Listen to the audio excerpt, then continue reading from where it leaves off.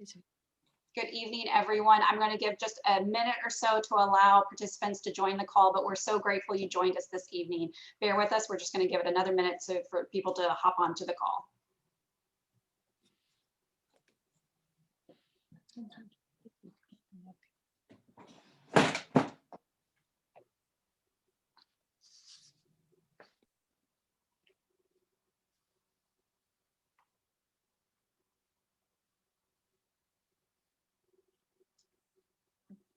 All right.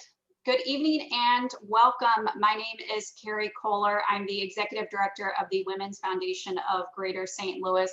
We are so thrilled you have joined us for tonight's event on International Women's Day. Before I go on, I would like to give a special thank you to tonight's sponsor, the Women's Lawyers Association of Greater St. Louis. Now, tonight, back in 2019, the Women's Foundation hosted a Seeking Solutions Symposium on a struggle that many individuals across our state face affording period products, which is also known as period poverty, which can impact women in a variety of ways. Those experiencing any sort of economic insecurity may be faced with difficult decisions, like whether or not to purchase food for a family or enough period products.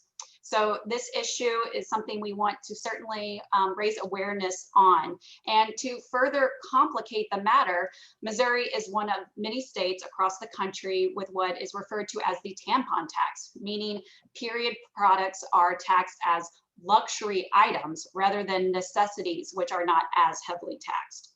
So period poverty certainly impacts women all across the world, but there are solutions that we can address here in our state.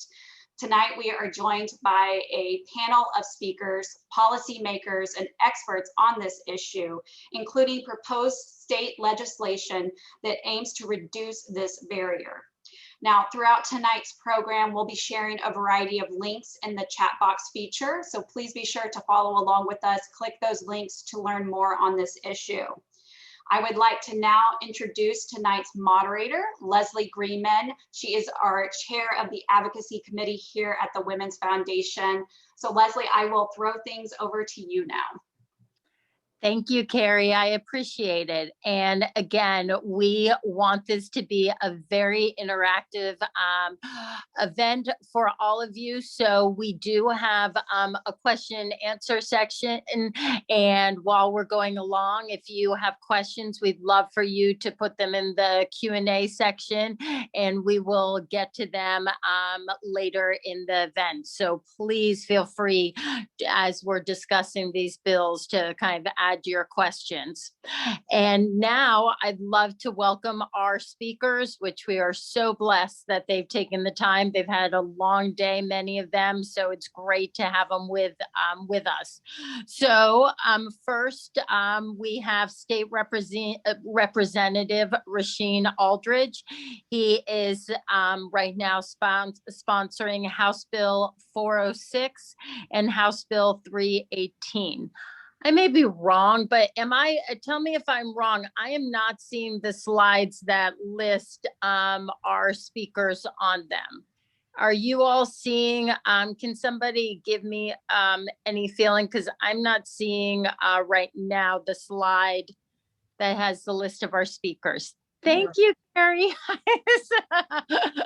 I want you all to think that, oh, well, I was doing them in alphabetical order, so I guess they're a little bit different on the screen. But State Representative Rasheen Aldridge is sponsoring House Bill 406 and co-sponsoring House Bill 318. Next, we have State Representative Ingrid Burnett, and she is sponsoring House Bill 225. Then we have State Representative Joe Dahl, and Joe Dahl is sponsor of House Bill 669. We have State Representative Barbara Pfeiffer, who is the sponsor of House Bill 889. And then to add to understand a little bit more, we've also invited Charlin Hughes, who is the Director of Outreach and Community Engagement at St. Louis Area Diaper Bank and St. Louis Alliance for Period Supplies, so that we can really understand the needs specifically in our community here too.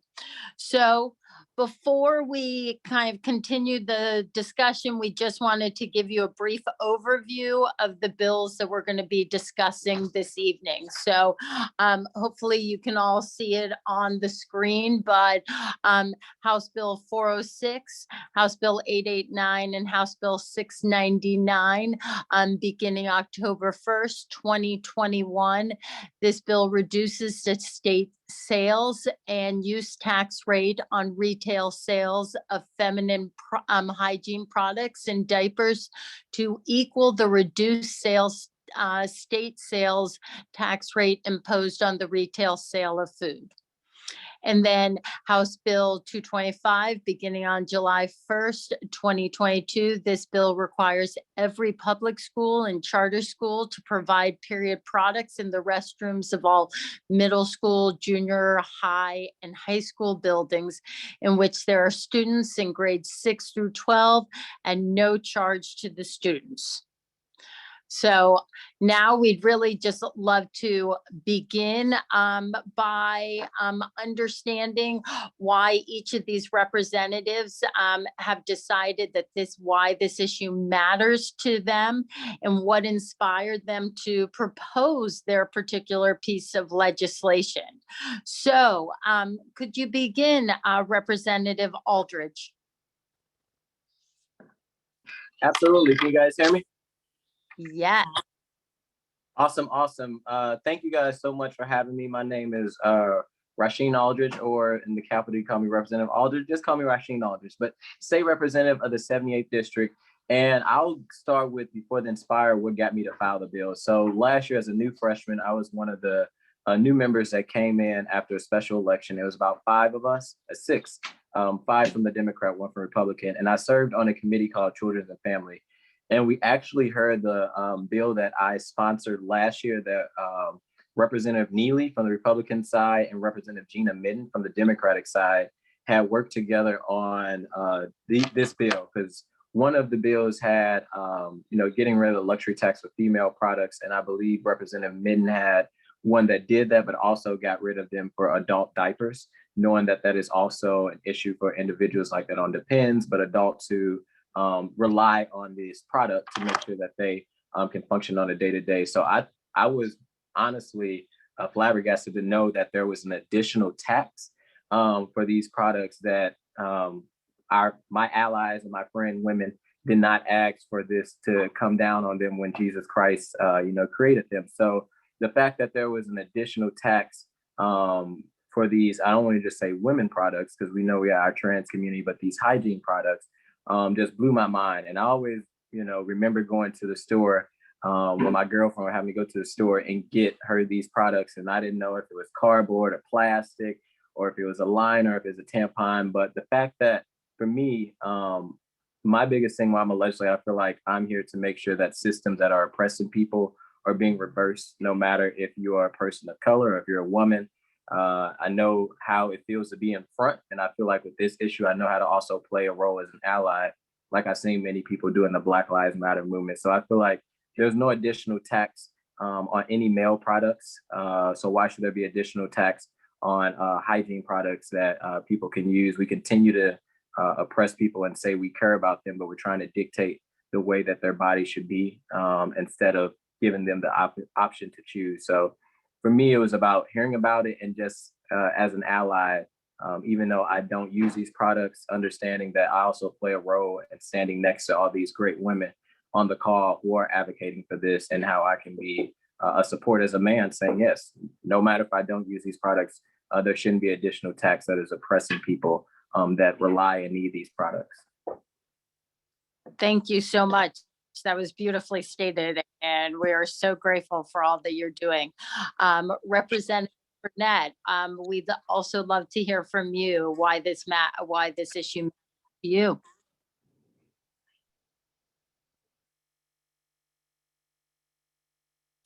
Are you there, Representative Burnett? There we go. I Okay, like, oh hit no. unmute. Thanks for the reminder. You'd think I'd know that by now. I'm Kansas City representative over in the 19th district. My district takes in part of the urban core of Kansas City and moves east into an historic area of eastern Jackson County and Independence and Sugar Creek. And gosh, I think I have the most diverse district in the state. We have over 100 languages spoken at our high school, our local high school.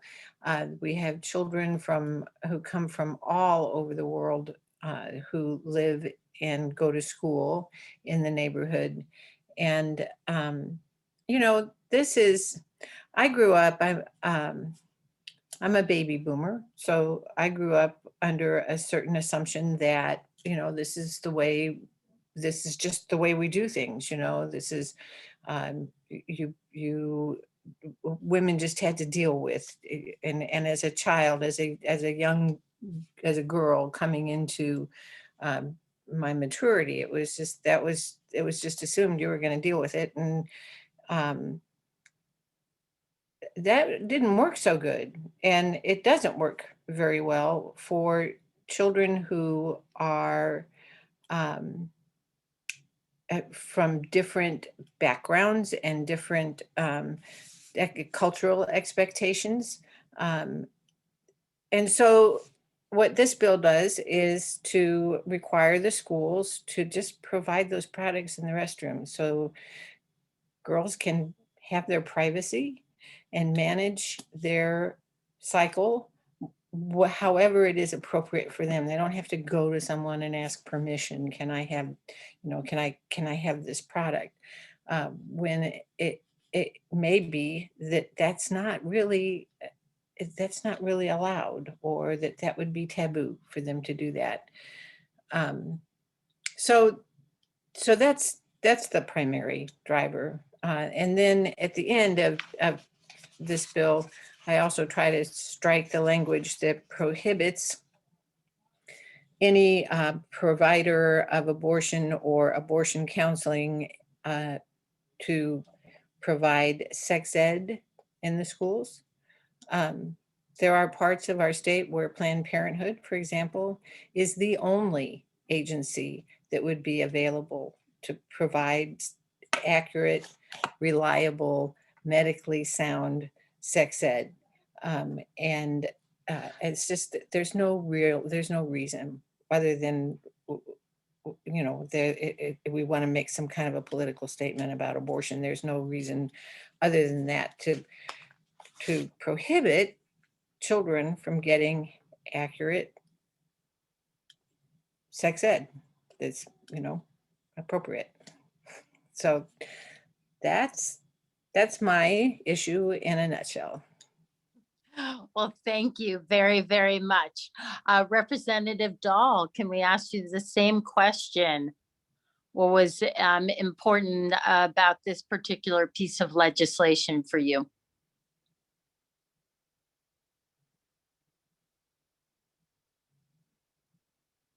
Sorry. Yeah, thanks so much for having me, and happy International Women's Day to everyone. My name is Jo Dahl, and I represent the 83rd District, which is part of St. Louis County and a little bit of St. Louis City. So it starts in Webster Groves, it kind of heads east and incorporates a little bit of the city as well. And I guess there's a few reasons I filed this legislation. My predecessor, Gina Mitten, I believe, was the first person to file this, and this is as a freshman. I spent a lot of time with Gina, kind of understanding what she had done and what her priorities were when she was here. And this is something that she had spent a lot of time working on and had made good progress with. And that was important to me. And it's something that I feel like is bipartisan. So we know that there's a Republican representative that has filed a very similar bill. So it felt like there was something that could really make an impact for women in our state, and also as a super minority was something that there was a chance we could get passed. And like I said, Gina had worked hard and a big progress on it. So felt like it was it was a good thing to continue to make that progress and continue to work on this issue. And then also, I'm a physical therapist in background, so most of my legislation has a strong healthcare focus, particularly for women. And I just think in general, you know, we've been under Republican control, and we know that generally our state legislation tends to neglect the needs of women and people of color and people with low incomes. So I think this is just something that we can do, and hopefully we can get help from the other side to make that change that impact and help some of those low income people not have to struggle to purchase something that's just an everyday need. It's not a luxury item. Exactly. Well put. Well, shall we pass it over to Representative Pfeiffer right there next to you? Well, thank you. Yes, I'm going to bring up the rear. I represent District 90 in the St. Louis area. And in fact, Representative Dahl and I, our districts abut each other for part of the district line. So we're just really our neighbors. I am from a background as a pastor. I retired a year and a half ago. So I've been in the faith community focus for over 40 years. And my concern comes from, really from that background as a pastor. I lived in South America for a number of years and saw the impact of what lack of access to menstrual products can do in terms of education for young women, and also for the ability to work for women. There's a huge economic impact if people who menstruate don't have access to the products that they need. This is an economic issue. And so I have that kind of background. Also, in the context of working as a pastor, have been very involved in trying to get these kinds of products to people in the community. And in fact, the local church that I served right before I retired made menstrual products that are reusable. And then we would ship them to places where there was a need for that. So I've made many, many, many menstrual pads over the years. And so I know a little bit about that. And then finally, this legislation also deals with diapers, both for infants and toddlers, and also people who are older. And again, we know that these kinds of things aren't luxuries. And if we are not able to have the products that we need, there's a health impact. You have diaper rash, you have issues with urinary tract infections, and with menstrual products, if you have tampons that are used too long, you can have issues with toxic shock syndrome. And I'm old enough to know exactly what that can be like. And so I have a real health concern for women and people who menstruate as well. Thank you so much. Yeah, I remember in college, like hearing my first chat about that toxic syndrome, and yeah, it was eye-opening. So Charlene is with the St. Louis Alliance for Period Supplies, and we'd love to have her kind of talk a little bit about this access to essential period products and ways that we can kind of participate, and just if she could share some stories of the impact of the period poverty and the impact of the period poverty on the lives of women and families in our community. We'd love to have that. Awesome. Charlene? Good evening, everybody. And again, I want to thank each of the representatives here for being concerned about things that most people take for granted. So I thank you so much for the work that you're doing. Dr. Ann Kuhlman from St. Louis University did some research for just the St. Louis region in regards to period poverty. And 1 in 3 women experience period poverty every single year. 2 out of those same 3 women experience it every single month. So And I have to go back as a social worker and say menstruating people, because it's not always women. But not having access to these products, as Representative Pfeiffer said, it keeps you from going to work. It keeps you from living a life, a full life, a dignified life. So as a parent, 7 days out of the month, I can't go to work. That's 7 days worth of income. So that increases the circle of poverty. If you're already struggling and this happens and you don't have access to what you need, that means you're going to struggle even more.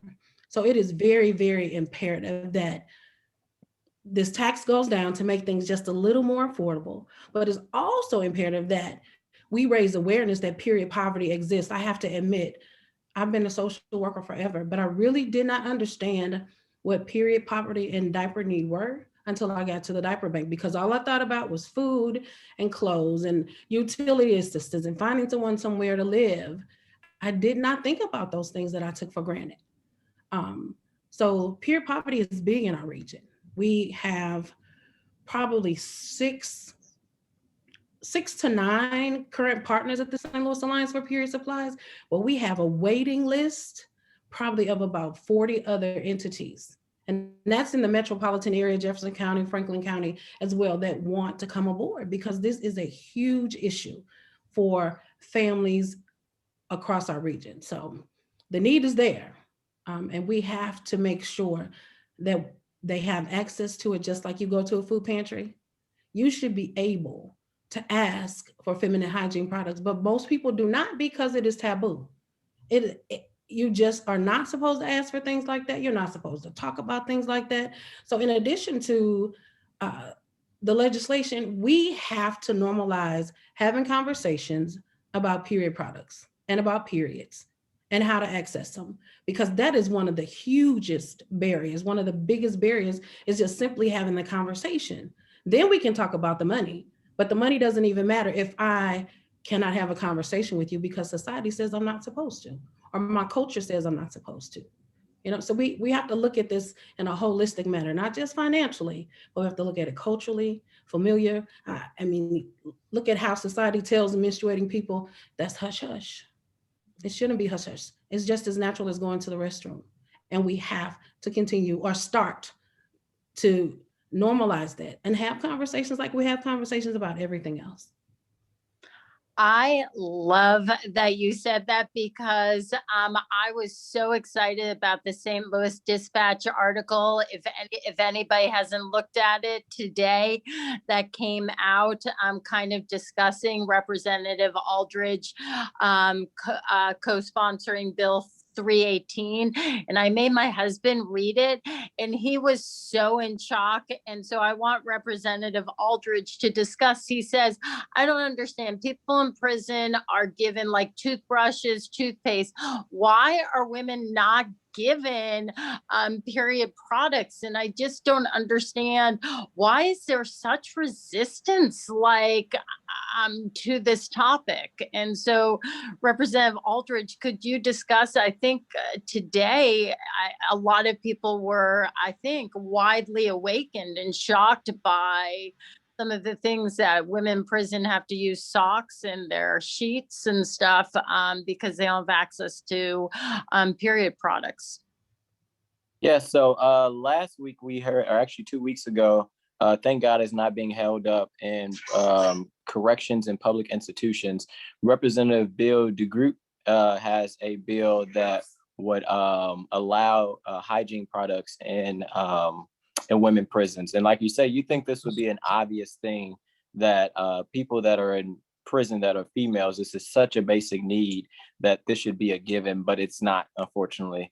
And we look at people in jails and in prison as they made a wrong decision. But when it comes to treating people still as a human and having those basic human needs and rights, regardless if they're locked up, I mean, we taxpayers are paying money in prisons and stuff, that they should also have this ability to have hygiene products so that they can function regardless if they're in prison or not. And like you said, I've learned so much this last year, even as I was speaking to the representative who filed the bill, on just stories. And when I co-sponsored, I had got emails from female inmates that was just telling some very emotional stories of how, like you say, they have to use their clothes, or they have to use sheets, or they have to use other things to kind of put in that area when they're going through that cycle.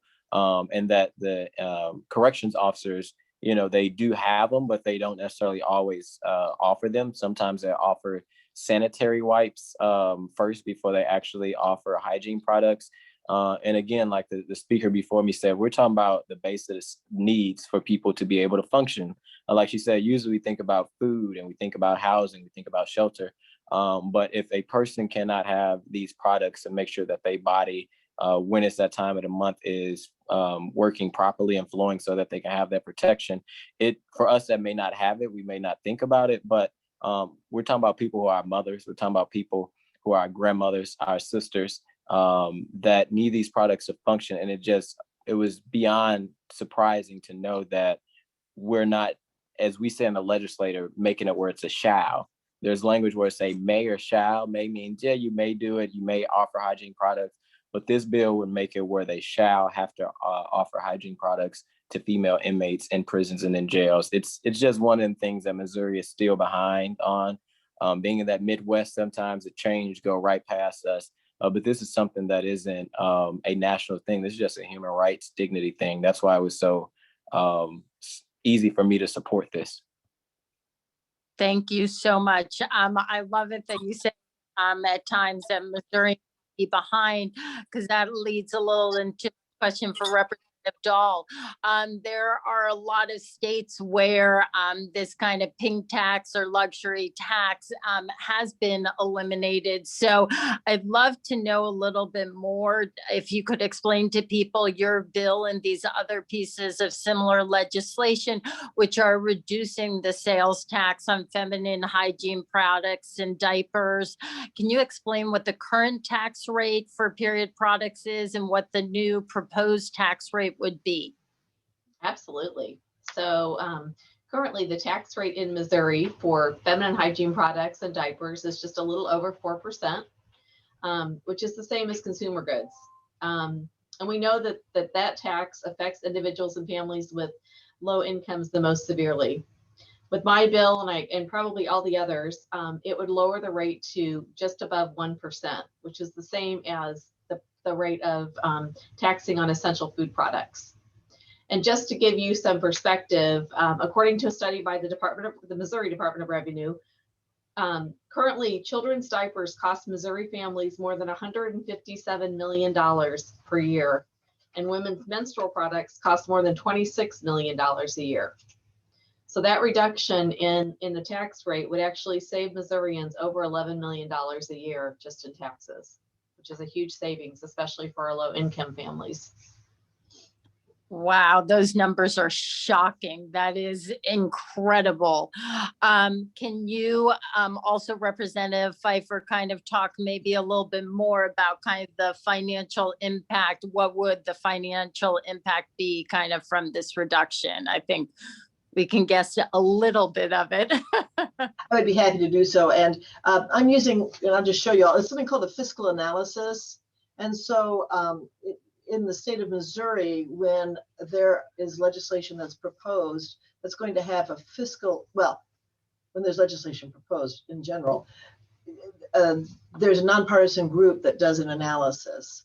Sometimes there's zero impact, but then it will try to figure out what the impact on our taxes will be. So I'm using that information. And they're saying women typically menstruate, or people who menstruate about 500 times in a lifetime, which I didn't really think about before. The average length is 3 to 7 days.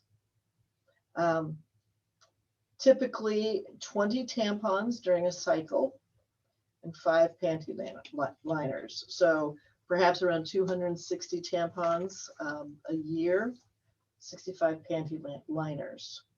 And so the fiscal analysis says about 7 boxes of tampons a year and 2 boxes of panty liners. And so it says it's about $100 a year per woman. or for whoever is menstruating. And so then 3% of that would be $3. But the general revenue portion, if you really think about this, would be a low of about $3 million a year just for the hygiene products, to a high of about $4.5 million a year. That would be the loss of the general revenue from the taxation. So, you think about it, it doesn't seem like that much, but it accumulates over time. And then, if you have 3 or 4 people in your family that are menstruating, you end up, it can be a significant amount of money every month, and we all know sometimes you spot more than just 3 to 5 days a month. Also, and just going with diapers, it said that infants typically use 2,500 diapers in the first year of life, which shocked me. And then in the next 2 years, as toddlers, they go through about 1,500 diapers annually. So I thought, oh my gosh, no wonder I was tired when I was a young mother. And poor too. Yeah, I mean, it's exhausting of all your resources. So, and I won't go into in depth with that, but the impact is pretty high on that as well in terms of the loss of revenue. But frankly, I think it's worth it because it puts money in the pockets of Missourians. Wow. Thank you. I know I remember the thought of doing like recycle or reusable diapers, and yeah, the disposable make life easier, even though they're a lot more expensive. Wow. Representative Burnett, I know that there's a lot of people. I know I've heard a woman who ran across China to raise awareness of schoolgirls in some of these foreign countries who, are missing so much school and falling way behind because they can't go to school because they don't have the period products. And you are kind of trying to get to that topic here in Missouri. So love to have you explain a little bit more about the cost of your bill of kind of making sure period products are free in these schools, and kind of, love for you to go on, because I think the impact also of girls, of students in the school having free access to period products is essential too. Well, I have not received a fiscal note on my on my bill, so I guess I can't really. I'm more concerned with having kids in school, and when girls don't go to school because they're on their period, there's a cost to that. And that's what we want to address, and in my opinion. What was the rest of your question? I'm sorry. No, thanks for asking. I guess the question was just kind of explaining the cost of the bill. Is there resistance at all because these schools would I have not received resistance from anyone. I don't think that this is a very controversial issue, really. And I think that schools, I haven't checked to see if the schools in my district are providing products. I do have a background in elementary ed, and I know that we didn't there, but we were dealing with girls. The oldest would have been 10, 11 years old. So that would be pretty young for a girl to be menstruating at that time. But it's so different. When I was growing up, it was just you weren't allowed to talk about it. You weren't allowed to. It was really a taboo subject. And so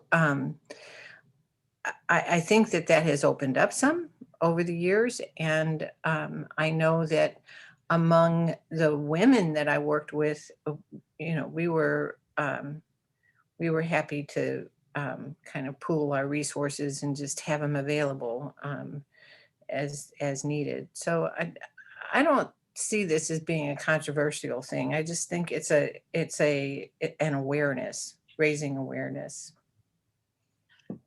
And so do you think, because it's amazing it's even taken this long to get to the point of raising awareness. So have there been bills before and they've just, again, similar bills and they just haven't made any progress? Because I think we're going to ask kind of each of you as representatives, kind of, we'd love to have you answer what do you think we can do and what's needed to get this legislation passed? I mean, because I think there's not a woman who isn't going to support the belief of all of what you're doing right now. Well, I think what you're doing now is helpful. Just getting this issue up and out in the public eye, and drawing people's attention to it. I think that's a great start.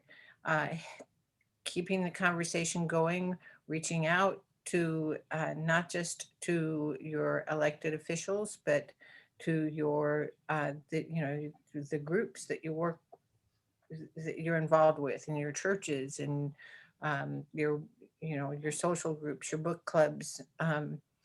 Just having those conversations and encouraging people to advocate, yes, at the legislative level, but the more people you have, I don't remember which one of us talked about normalizing this subject, but that's where we have to get to. Representative Aldridge, do you have some other kind of insights here on ways, what you think it will take to pass this legislation? I mean, I think the article today was an eye-opener to many of the readers of just what should be a simple, easy, kind of common thing to assume that prisons would offer hygiene products for women. Just so many people aren't aware that this is even an issue. So is there things that we can do to help get the legislation passed? And what do you think is needed? Yeah, I would say so for the hygiene products bill that is referring to women in prisons. We actually have a committee hearing tomorrow on the executive session for it. So there's one thing that I think can be helpful with that. If people go on our house.mo.gov website, I think it's house.mo.gov.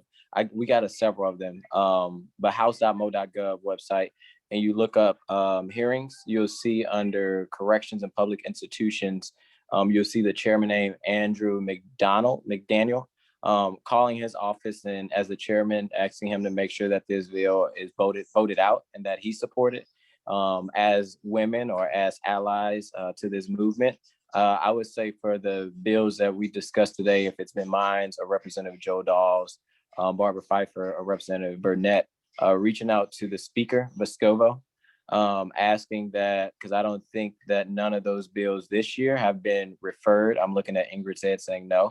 Last year under the previous leadership, both bills actually was referred that has the hygiene products and also the adult diapers between bipartisan with Gina Minton and Representative Neely. They were referred and heard in committee. However, COVID last year stopped a lot of legislation. So reaching out to Speaker Rob Vescovo and asking that these bills get referred to committee so they can have a hearing on them and hopefully get execed out so it can have a debate on the floor, because all these bills, all three of these bills, if it's hygiene products, or if it's a hygiene products, including the tampon or the diapers, or if it's Ingrid's bill for people in schools, all of these are bills that, again, are talking about human rights and bipartisan issues that we all can work on. Sometimes up here we have legislation that is guns and we know we can't change Republican heads, or when it becomes, human rights and worker rights stuff, Democrats, you can't change our opinion, but these are one of the bills that, I think is a bipartisan issue that we can get done, but we need leadership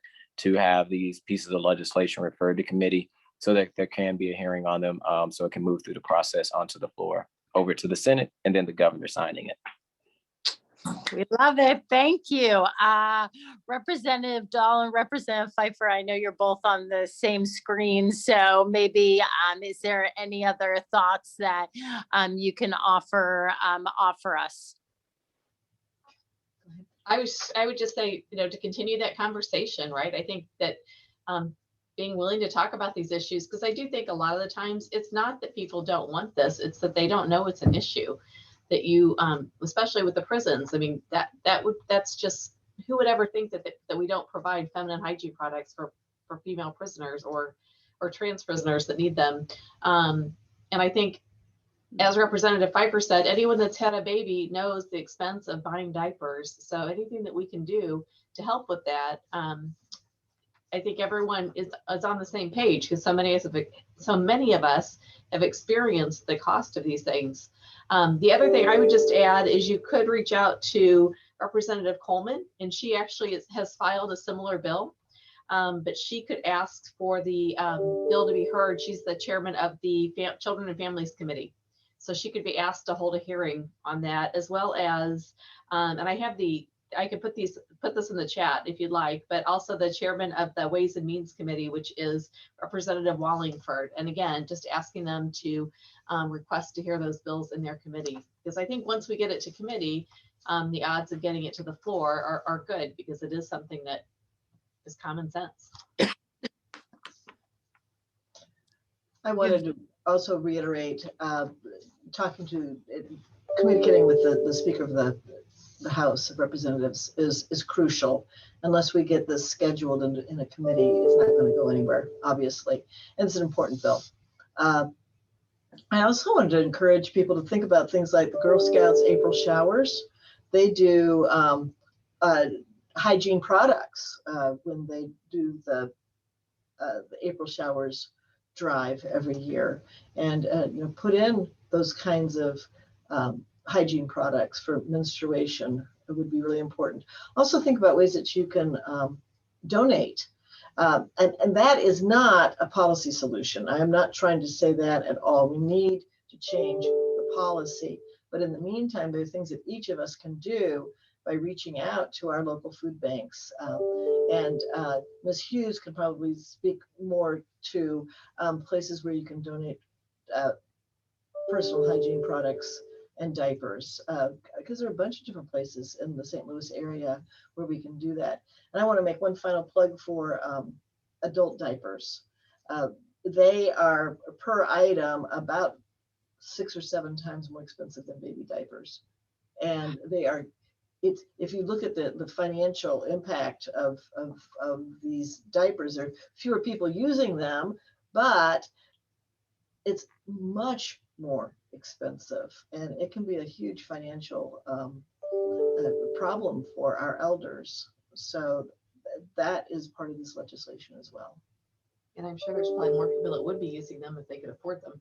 Yes, Right. Exactly. You see a lot of Most of the older adults who need the incontinence products are on fixed incomes. right. We get phone calls at the diaper bank daily looking for incontinence products, and we do get those donations. And when I have them, I make sure they get out. But the cost of them is astronomical, and most of our elders, our sages, cannot afford them. Department of Revenue estimates that approximately 191,000 people in Missouri age 65 and older would utilize 4 adult urinary incontinence diapers a day, while 60,000 in addition would need 6 adult diapers daily. So, you're talking about 250,000 people who are 65 and older. Yeah. Charlene, I have a question for you.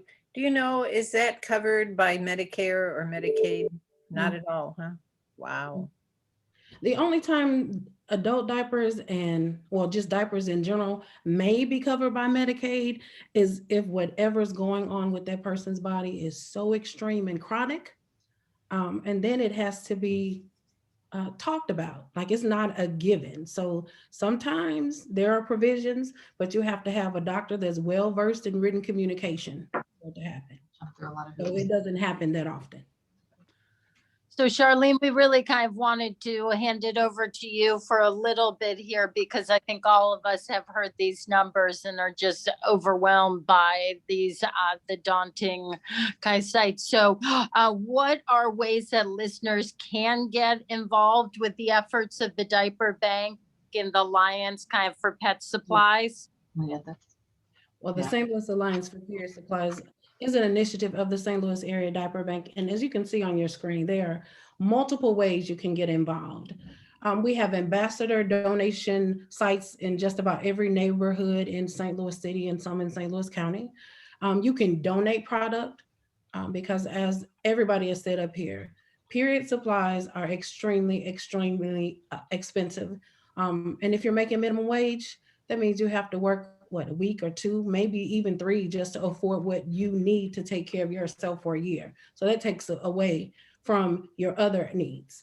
You can always come and volunteer with us. We have period packing parties 2 or 3 times a week where we get together, turn on some lights, turn on some music, and make these what we call flow kits. They have 20 products in them, and we get them out into the community every single week.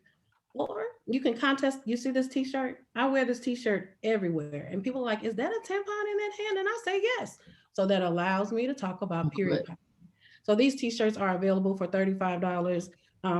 If you think about it, $35 can get us roughly 10 kits, 10, 20 kits, just kind of depending on, how the donations go. Please feel free to use this QR code. It'll take you to our site to make a financial donation as well, because people still aren't as comfortable going into the store. So if they're not, financial donation. We also have an Amazon wish list. You can point, click, and send items again. We have these items in St. Louis County libraries, St. Louis City libraries, and we have multiple partners, including SSM, for these flow kits as well. Thank you so much. I'm going to try to get to some of the questions. So, and I apologize if I have missed kind of any of them. And I'm sorry I haven't been watching everything. So Karen Strong asked, will you be sending out an email with House bill details?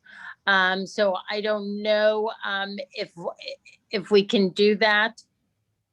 And then go on.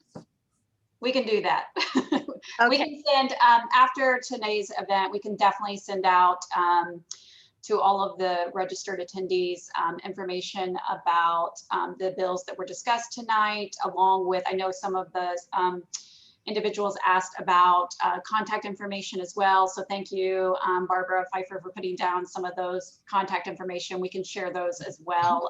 It's great to see, Joe Dahl. Everyone's so excited about ways to get involved on this issue. And I agree. I think it takes phone calls and making these individuals aware that this is an issue that you care about.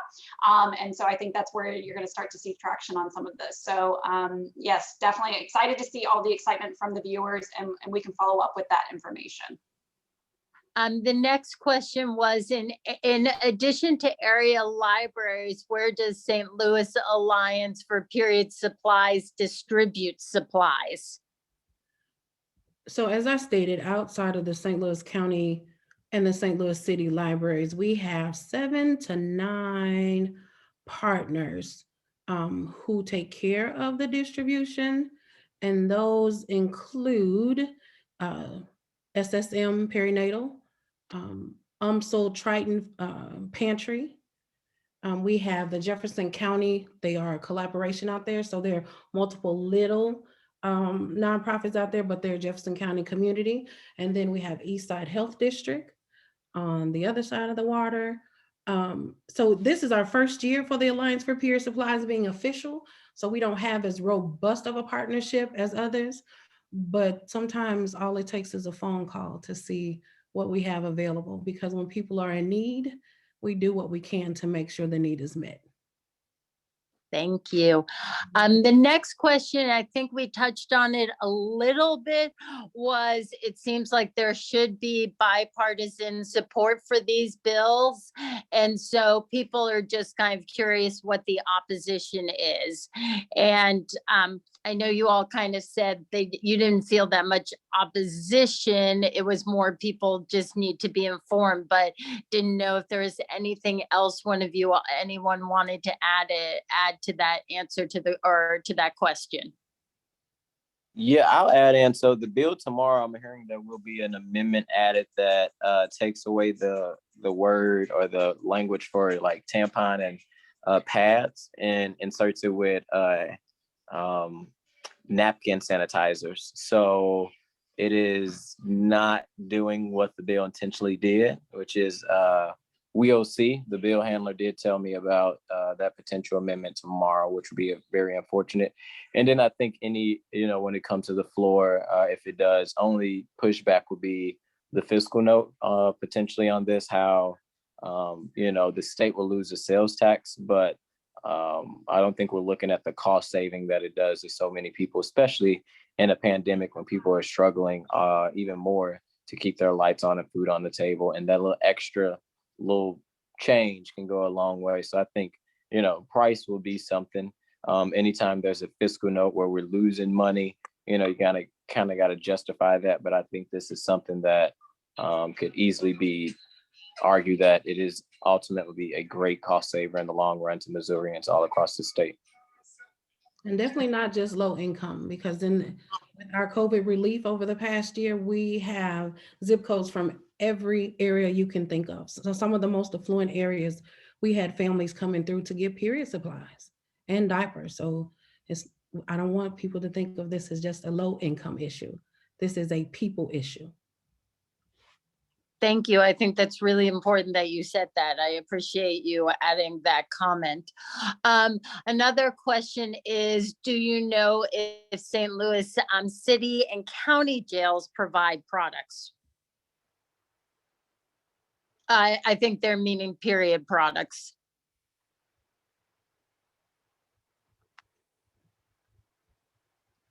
Okay, I will leave that. I was gonna say, I'm not sure on the city. I'm not sure on the county either, but. So I know at one point in time, the Alliance for Period Supplies was in conversation with Dr. Page and the St. Louis County Justice Center. And they were supposed to be providing free supplies for those menstruating people. I don't know how far it went. The last I heard it was going to happen. I'm not sure if it's actually happening. I remember having this conversation on the floor last year. Let's see if I can remember the details of that. But it seems to me that there is, I don't know if it's the city, county, or state facilities, but there is some distribution, but it's it's like they're really poor quality. That's it. And if they want, if the inmates or the people who are there, the clients want better quality, they have to pay for it. So it's available, but they have to pay for it, or they have to accept less, a really limited supply that is poor quality.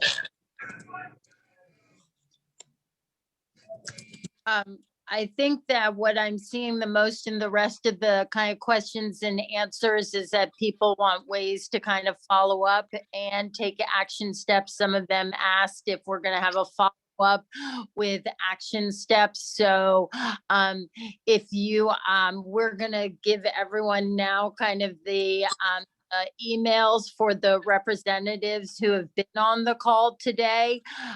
So you can contact directly their offices if you want to take active steps to support these bills. and there will be this webinar on the Women's Foundation St. Louis of St. Louis, a link to it so that you can share it with friends to raise awareness if they weren't here, because a lot of people said they didn't know about it till at the last minute, and so they weren't aware. So just wanted to make people aware of that.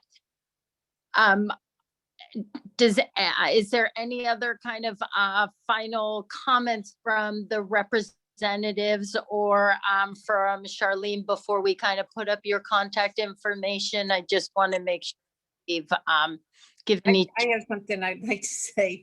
I just thank you so much for putting this on and for giving us this chance to highlight this. And I know some of us that are here, we have a background, some of us have a background in activism and getting, organizing, but not all of us do, myself included. My background is education. And so I don't always have answers about what you can do as an activism piece. I can tell you what we're doing here, but I'm not always really on my toes about how to be good activists. And I welcome any kind of suggestions that you can give me in your work as being activists for some of these really important issues. I would say that make sure you're reaching out to your representative as well, and your senator, so that it's great for you to email us, but we're all on board. So it's always good to hear from you, but make sure you're also emailing your representative and your senator to make sure that they hear your voice as well. Fabulous. And Well, I would say, Ms. Hughes, how can we get that fabulous t-shirt? You can give us a call at 314-624-0888. And we'll be happy to take, of course, the $35 and the address to mail it to, and we'll get that t-shirt out to you quickly. I think they sell them at Arch Apparel. Does the money still get to you? What if you buy it there versus buying it from you? Yeah, if you buy from Arch Apparel, we get the entire amount as well. That's the point. Yeah. Perfect. Yeah. Perfect. We just wanted to wait a second. Did we share? You all shared below. Carrie, did you share below all of their emails? Sorry, I haven't been able to see that. So I assume that all of their emails were shared below in the link. So we just would love to thank everyone for being part of this amazing event. Thank you all for submitting your questions. I hope that we've gotten to them. And we, with the advocacy committee of the Women's Foundation, we really want to provide programs that we hope will inform you and educate you. So at the end of this, we're going to provide a survey, and we'd love to hear more about what topics are important to you.